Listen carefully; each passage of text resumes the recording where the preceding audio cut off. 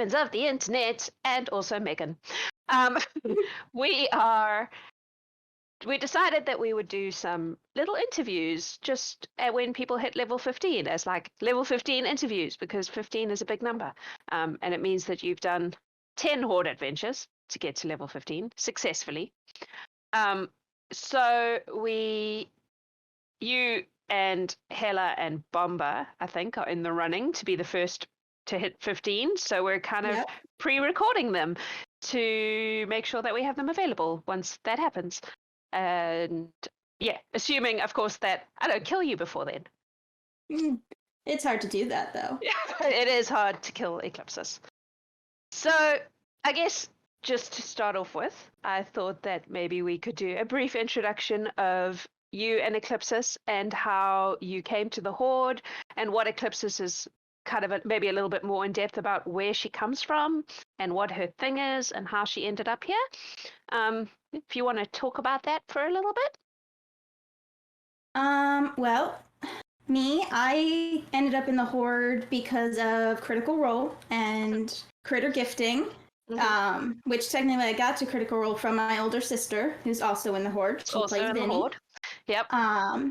And she introduced my whole family to Critical Role and to Dungeons and Dragons, and I got really into it, and then brought us into Critter Gifting and had so much fun with it. And then a year ago, which it's crazy, that was a year ago, put up a thing about doing a level 20 character battle royale. And I'm known in my family for making a ton of characters and always trying to build the best things, make things fun, twisty. So I signed up and I ended up in the runnings, and I didn't win, but I got the slogan for the whole arena pretty much because Fire from the Grave. Yep. But yeah. For those of you who didn't see that episode, she cast something on the guy who I set him on fire. Oh yeah, and he just never bothered to put himself out. So even after Eclipsis had died, he was still taking damage from the fire every round. There was a character played by Brandon who now plays Bomba, so that's kind of great that you're both still around. Yeah. But yeah, and then after that, when the kind of continuation of that battle royale came into the ladder competitions, that's when I brought in Eclipsis and did that, and now I am continuing on. Jax was kind enough to let me keep my ladder competition character. So I've been having a lot of fun exploring her abilities and just who she is as a character, I guess. Yeah.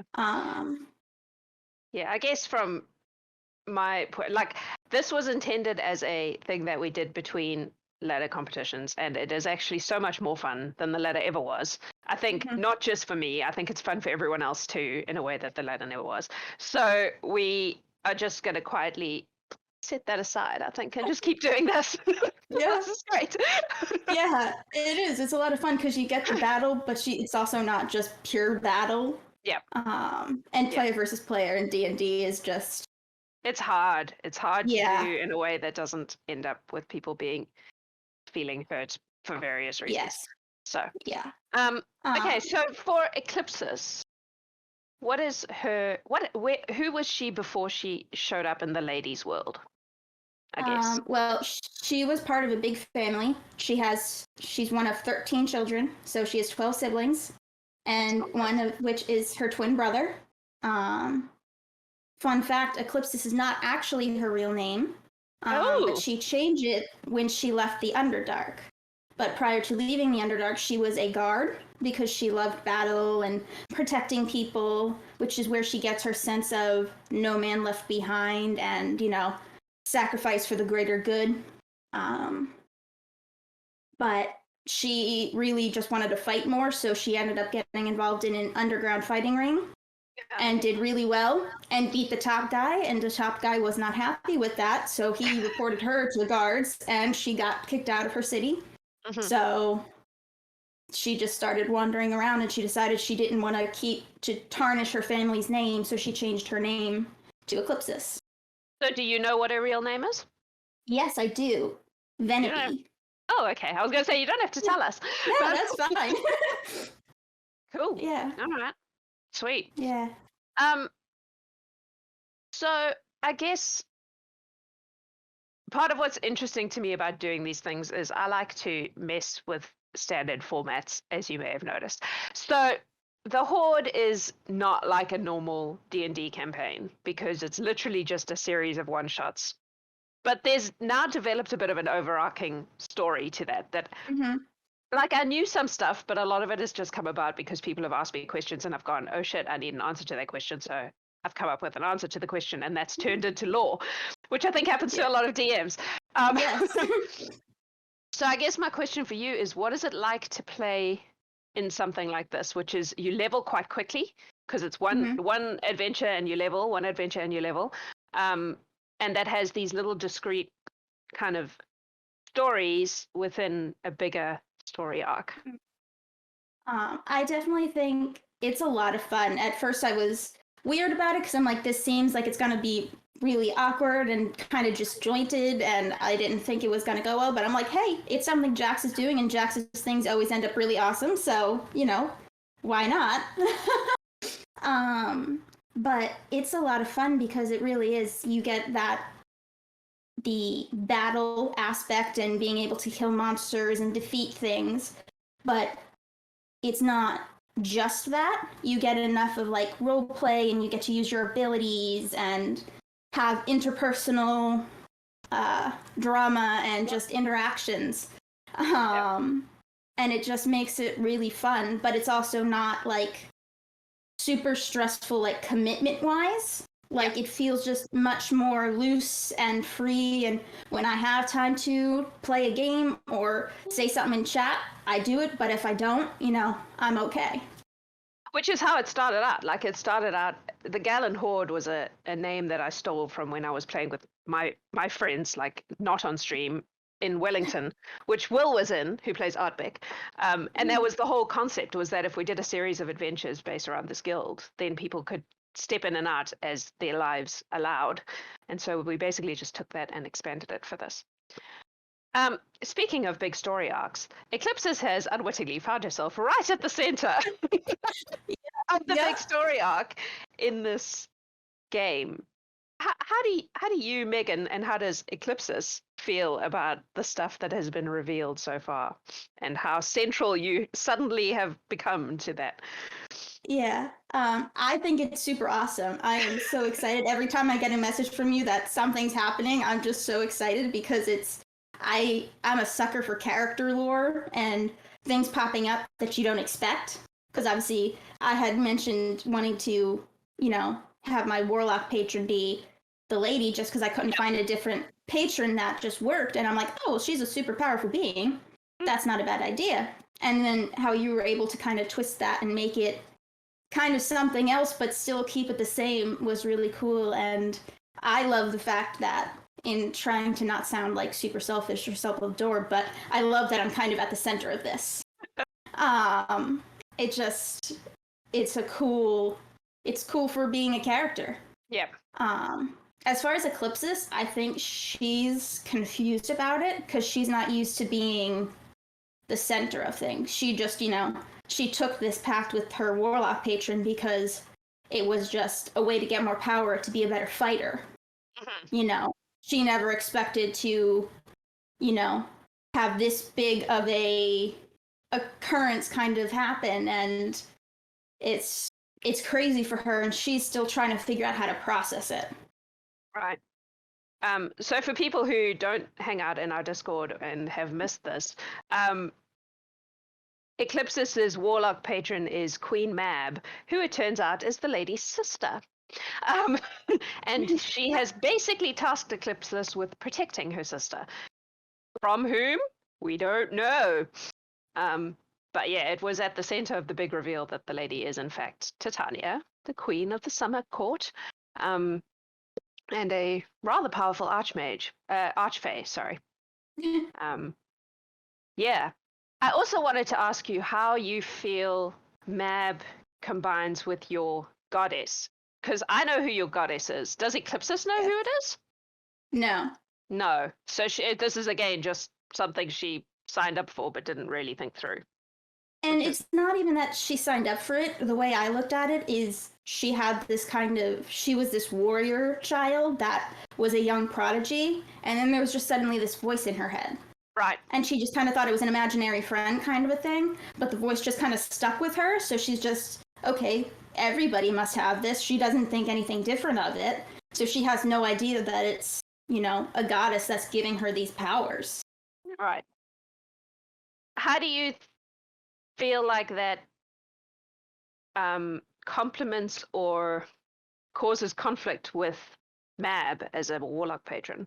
Because you have these two very strong female beings vying for Eclipsis's loyalty. Mm-hmm. I feel like it kind of almost works a little bit because of what my goddess represents. Mm-hmm. And the task that Mab has given Eclipsis kind of fits under that domain. So she's not like branching out to something totally different. So I feel like it merges okay. And that was in my head that her goddess kind of said, yes, you should take this warlock deal because you're going to be stronger. So. But there's been a little bit of suggestion that there might be some conflict there. But she has no idea who that second person was. She's confused about that. Yeah. So. Fair enough. Okay. Eclipsis as a character has developed quite real friendships in the Horde, which is not something she's usually prone to. How do you feel about that? How does she feel about that? It's funny because I'm always what my favorite college professor, he was my English professor, called I am a pantser, where I fly by the seat of my pants. There's no, I don't do outlines. I have a couple of vague plot points and then I just write. Yeah. So I never had a full strict, this is who she's going to be, how she's going to be. So I'm still discovering her as I'm playing her. Yeah. And I think she kind of has two types of friendships in the Horde. She's got the people that she feels need protecting and are too good for, the violence and chaos that they live in. And she wants to protect them and keep them safe and keep them as pure as possible. Versus the friends that she's made that are, I respect you, you respect me. We have this kind of same level of we're getting shit done kind of a thing. And it's turned into deeper friendships than she expected, for sure. She never expected to make friends. She definitely expected that, okay, people are just going to give her a wide berth because she's kind of prickly. So, when this week so many people showed how much they care for Eclipsis, she was very off-put because she's like, this doesn't happen to me. Yeah. It was a big week for you. Yes. Yeah. So who falls into those two camps out of interest? She definitely loves Naya and Zinkayla a lot. And those fall under they're too good for this world, must protect. I mean, it's true. Yeah. They are. And then definitely at the top of her friends that she respects but also are get shit done is Miz and Hella. Yeah. She's kind of developed even though they only went on one mission together, coincidentally with Vinny after he came back for her. Because it was that sense that you understand that you don't leave a man behind. And so she's kind of like, okay, and we're also both from the Underdark, so there's that connection. But I would say those four are the friends she has, and then everyone else is just kind of acquaintances to varying levels. Right.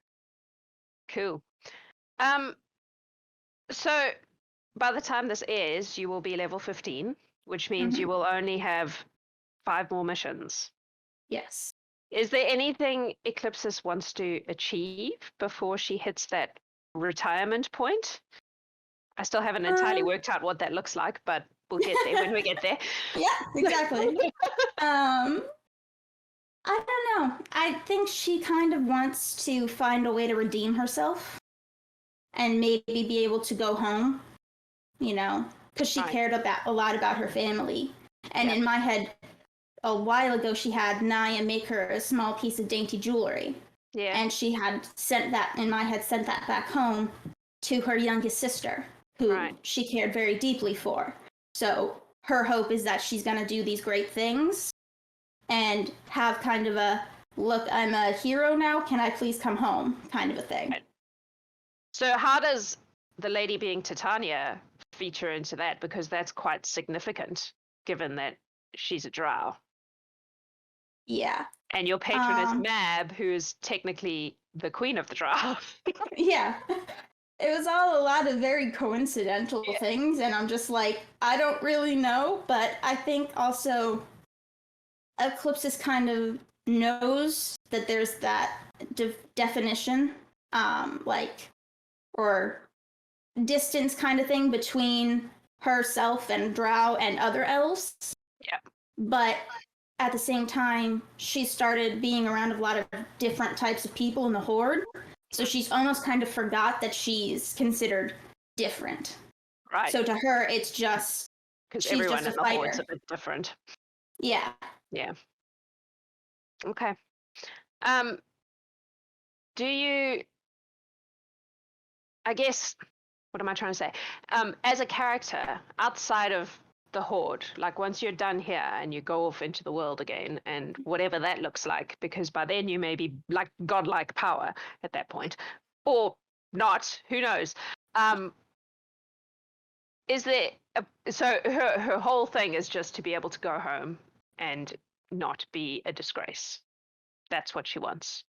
That, and she just kind of wants to make it known that even the odd man out, the people who are supposed to be bad, they can still be heroes, they can still be good. She's very prickly, but her motivations and her like morals are much different than I think people expect from her.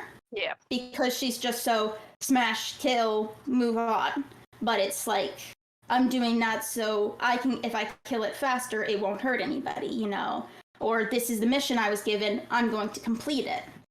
But yeah, I think it's mostly she just wants to go home. Yeah. So how does that tie in? There's a lot of back and forth in the Horde about whether the lady is in fact a good guy.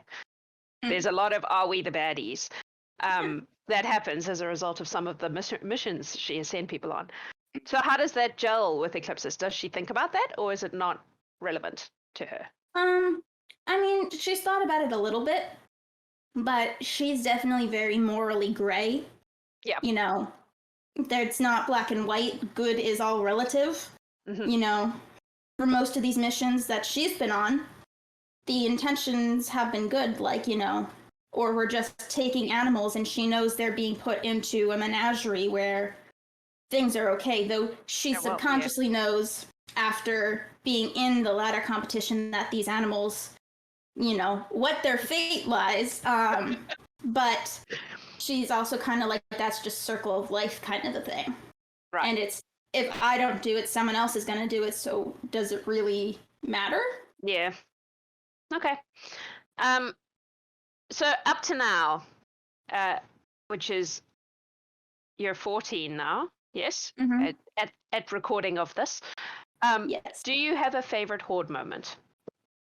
Something that's happened so far that has been your favorite moment? Because you've had some my character or ones. To generally like the whole. Both things. Okay. Yeah, I definitely think there's been a lot of really good Eclipsis moments, but like funny wise, I definitely think my favorite moment was the first mission when she wailed Wazatum with her hammer because he scared the shit out of her.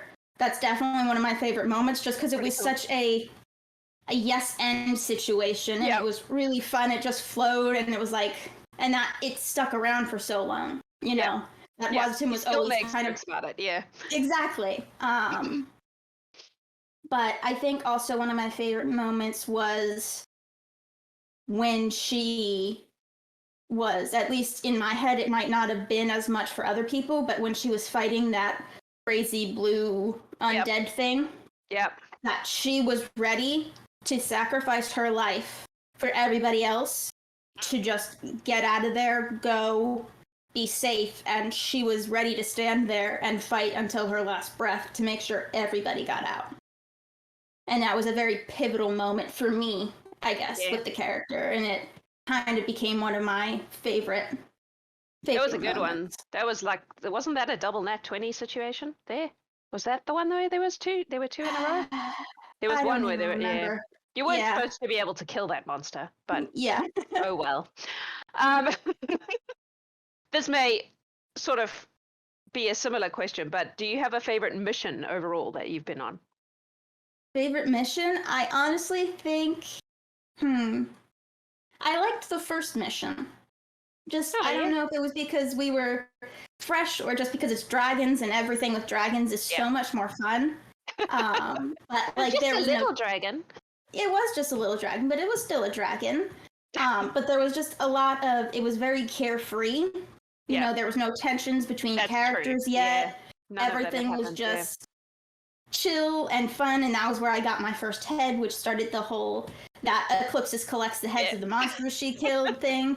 I wasn't planning that, and halfway through I'm like, this is very serial killery, like I'm taking souvenirs, but you know, we're too far in at this point. Is there anything coming up that you're particularly looking forward to? And or is there anything you would like to see that hasn't happened yet? In terms of missions, in terms of places or monsters or whatever.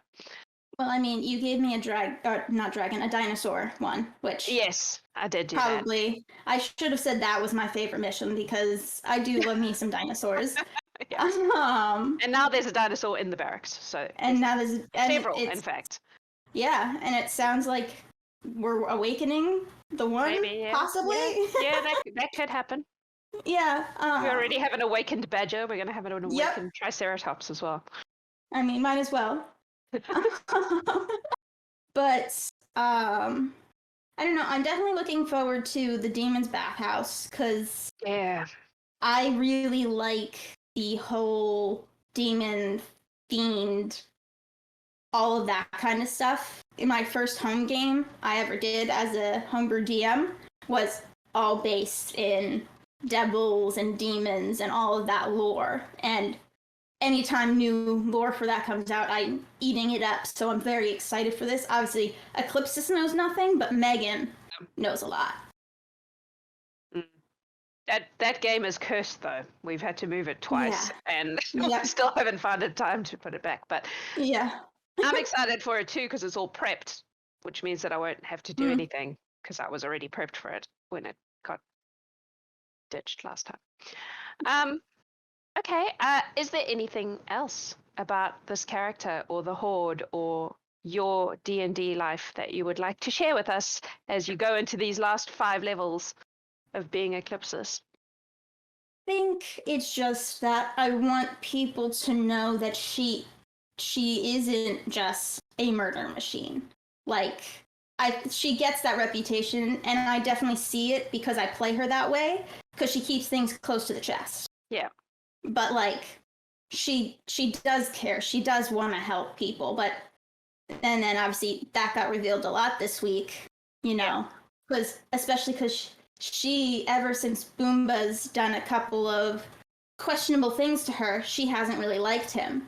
Yeah. But then almost accidentally, you know, killing him, that weird, she doesn't know how to handle it. And then all of these people are suddenly flooding her with all these nice gifts and kind words, and she's just like, she has no idea what's going on. But I definitely think it's important for people to know that she does care about people, and her ultimate goal is to protect and serve and... Yeah. She's a paladin after all, like at the end of the day. Yeah. Mm-hmm. Cool. All right. Well, I very much look forward to seeing her hit those high levels and what you're going to do with her. And I also look forward to being able to not hold back on the things I throw at you guys. I have some very big ideas for the like high level ones. Yes, I'm ready. Yeah. And yeah, I guess just thank you for being part of this crazy thing that we just made up. And It's been mind-blowing to me how big is not the word, how I guess significant it has become to the people in the Horde. That's very cool for me to see, that there are bonds happening there, not only between the characters but between the players, which is super cool. Yeah. Thank you for creating it and Yeah. allowing us this, area to foster these friendships, and because you really have created something amazing. I know for me, especially doing that first one shot was pivotal for me in my mental health, because I struggle with social anxiety so much, and I had just made this random decision. I'm going to play on the internet in front of strangers with strangers.